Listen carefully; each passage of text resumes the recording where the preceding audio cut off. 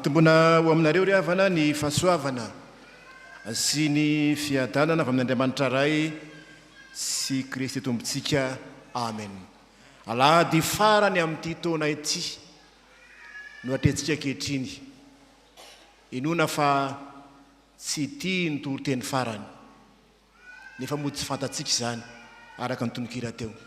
Fa miomana mandrakarivo sika miandry ny fiavian'ny Tompo. Soka fianoloantsika ry havana ny Efesianina toko voalohany. Izay nivakina tamintsika teo ka ny andininy voalohany ka hatramin'ny fahaenina ao anatin'izany no akatsika ny hafatry ny Tompo. Paoly Apostoly no manoratra ity epistily ity ry havana malala ho an'ny kristiana tao Efesosy mazava ho azy.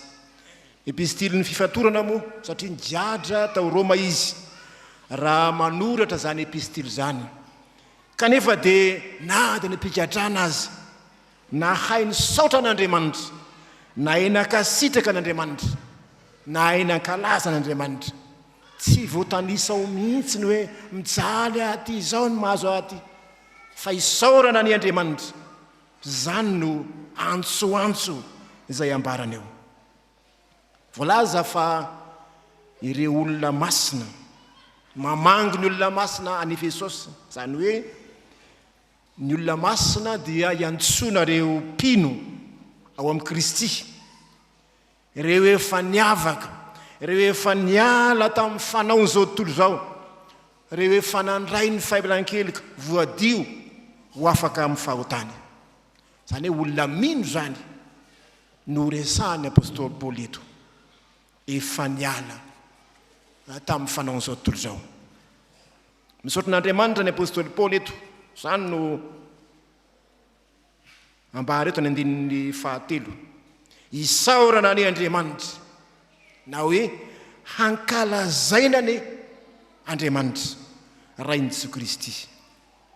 Inona ry havana no antony manosika atsika isaotra sy hankalazan'Andriamanitra, indrindra rehefa mifarina tahaka izao ny taona, fisaorana sy fankalazan'Andriamanitra. Misy zavatra roa ry havana farafahakeliny manosika ny mpino, manosika ny Apôstôly Paoly isaotra an'Andriamanitra. Ny voalohany dia izao, noho ny fitahiana izay azony tamin'Andriamanitra. Isaorana ny Andriamanitra rain'i Jesoa Kristy Tompontsika izay nitahy amintsika tao amin'i Kristy amin'ny fitahiam-panahy rehetra any an-danitra. Tovitovy ihany amin'ny tenin'ny Davida manao hoe misaora Jehovah ary fanahy koa ary anisy aza tononao ny fitahiny rehetra. Tena mitahy tokoa Andriamanitra ary tsapan'ny Apôstôly Paoly zany.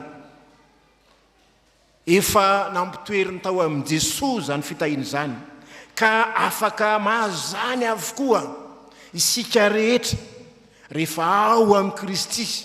Zany hoe ny olona ao amin'i Kristy zany no mahatsapy zany.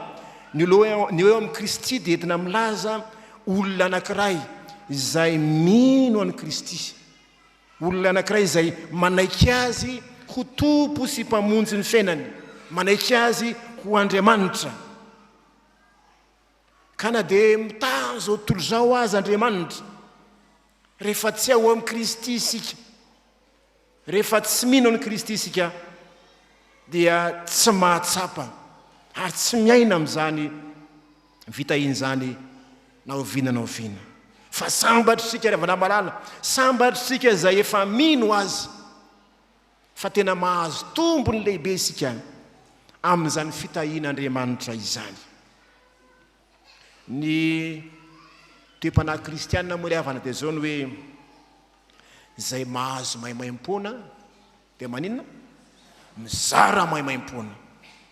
No tahian'Andriamanitra mahaimaim-pona sika, nahazo fitahiana sika noho ny finoana, dia miezaka mizara ny filazantsara mba hahatonga ny olona maro ihany koa amin'ny finoana ka handray zany fitahiam-panahy rehetra zany.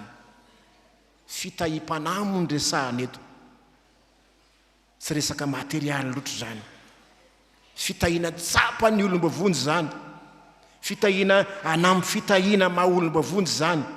zany tena famonjenantsika miainga avy amin'Andriamanitra, mitahy antsika amin'ny fitahiam-panahy rehetra ao amin'ny Kristy. Misy fitahiana raisin'ny olona ao amin'ny Kristy fa tsy raisiny zao tontolo zao. Fitahiana ho azony zao tontolo zao dia ny hoe ny azy dia hoe rehefa voky ny tsibo dia zay ny tsibo no Andriamanina, zay ny heveriny fa fitahiana.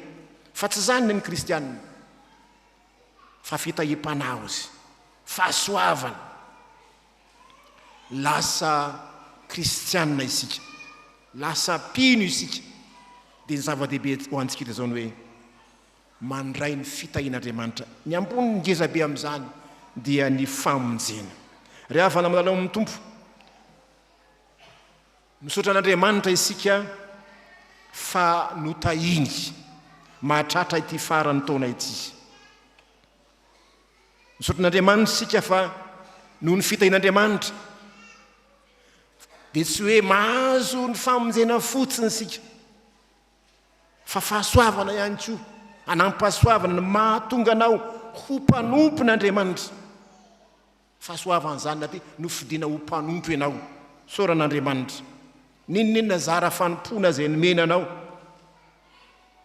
na mandala ady mafy ianao, mety nandalo fanenjena sy fankalana ianao, mety nandalo fitsifisiny ianao, dia zao ny tsaroviny hoe mbola notahinany amin'ny fitahiam-panahy rehetra ianao.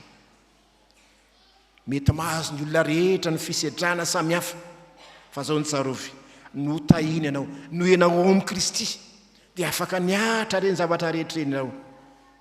Ry havana rehetra amin'ny Tompo, raha fitahiana momba ny tany Kanana, zay no nampanentenana ny zanak'Israely, dia tandindo ny fiainana mandrakizay zany, zay isataritsika ety an-tany. Ny fitahiam-panahy dia ny fisatarantsika sahady mandova ny fiainana mandrakizay. Ny fitahiam-panahy dia ny fandraisantsika ny famelan-keloka noho ny amin'ny Kristy. Ny fitahiam-panahy dia ny fahaizantsika miaina amin'ny fiadanana, araka nambarana Isaia teo, miaina amin'ny fiadanana. Fa ny olona tsy mahita an'izany, fa ianao mahita an'izany fitahiana izany. Tsarovy fa tsy hoe akory hoe rehefa tsy nanam-bolo ianao, rehefa tsy salama ianao, rehefa tsy mivany olona dia hoe tsy nitahiana ianao zay. Tsy ry havana, fa ndraindray ny fitahian'Andriamanitra tsy tahaka ohatran'izay tsika. Fitahiam-panahy dia ny fahazoantsika antoka ny fiainana mandrakizay ao amin'ny Kristy, ka mahatonga antsika hidera sanompo azy. Fa ny faharoa ry havana, inona no manosika ny Apôstoly Paoly eto hiderin'Andriamanitra hisaotra azy hankalaza azy, dia noho ny fifidianany sy noho ny fanendreny. Tsy mbola nahary zao tontolo zao izy, dia efa nifidy antsika ny ray amin'ny Kristy, ka ho masina sady tsy misy triny eo anatrehany. Andiny ny fahefatra, araka ny nifidianany antsika, mbola tsy ary akory zao tontolo zao, dia nifidy antsika ho amin'ny Kristy Andriamanitra. Nifidy antsika sino an'i Jesoa Andriamanitra. To lalina dia lalina zany hoe mbola tsisy akory, mbola tsy miforonana akory ny tany, dia efa nofidiana ianao sino an'i Jesoa Kristy. Zany hoe ny fitiavan'Andriamanitra, ny fifidianan'Andriamanitra dia mialoha ny fifidianantsika azy. Zay ny tenin'i Jesoa hoe tsy anareo no nifidy ahy, fa izaho no nifidy anareo. Efa nifidian'Andriamanitra taloha zao rehetra antsika. Ny tena ambara dia zao ny hoe nifidy anao taloha Andriamanitra, fa tsy ianao akory vao hoe zay fidiram-pan'Andriamanitra. Efa nifidiana taloha ianao, efa nifidiana ho mpiara-mandova amin'ny Jesoa ianao, nifidiana hatrany am-boalohany handovan'Andriamanitra ianao, satria zanak'Andriamanitra. Fa Andriamanitra dia tia ny olona rehetra ho vonjena, fa ny olombelona no 𝗥𝗩𝘇𝗟𝗍. Nofidian'Andriamanitra ianao ho isan'ny zanany, natsangany ho zanany malalany. Tena fitiavan'Andriamanitra antsika zany rehefa namalala. Asan'Andriamanitra mihitsy zany, mahatonga antsika pino ho isan'izay azy zany fitahiana, mahatsapy zany fifidianan'Andriamanitra zany.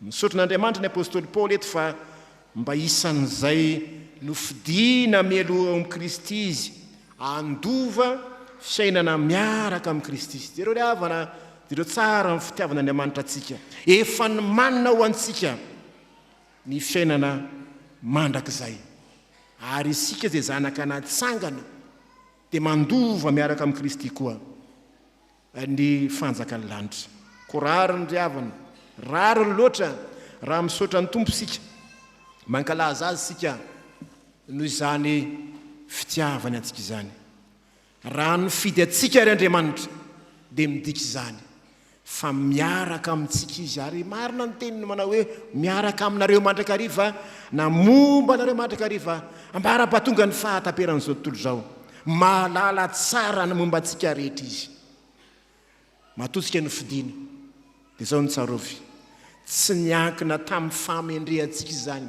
tsy niankina tamin'ny fahendrentsika sy ny fahaizantsika izany hafa loatra ny fifidianan'Andriamanitra raha mijery ny tantarany testamenta alohantsika dia marobe ny olona no fidianao fa tsy araka izay iviran'ny olona azy Andriamanitra masina izy nifidy antsika izy ary manaizotra ihany koa ny fahotantsika mba hahatonga antsika tsy hanatsiny eo anatrehany ny fidiana isika ravana malala ny fidiana isika ny fidiana aninona ary sika ny fidiana azo famonjena kanefa tsy ny fidiana azo famonjena fotsiny ihany fa ny fidiana ho mpizara ny famonjena ihany koa i Paoly apôstôly ohatra dia no fidian'Andriamanitra ho fanaka voafidy hitondra ny anaran'ny tompony amin'ny jentilisa rehetra asehony fa na iza kristianina marina dia miombona amin'izany fifidianana izany avokoa mitondra ny anaran'ny tompo isika any amin'ny fiarahamonina misy tsika any no fidiana ho izany sika hitondra famonjenitsika ry havana rehetra ny tompo mpamaranana dia zao mba hatsaronao ve ry havana ny tenin'i Jesoa manao hoe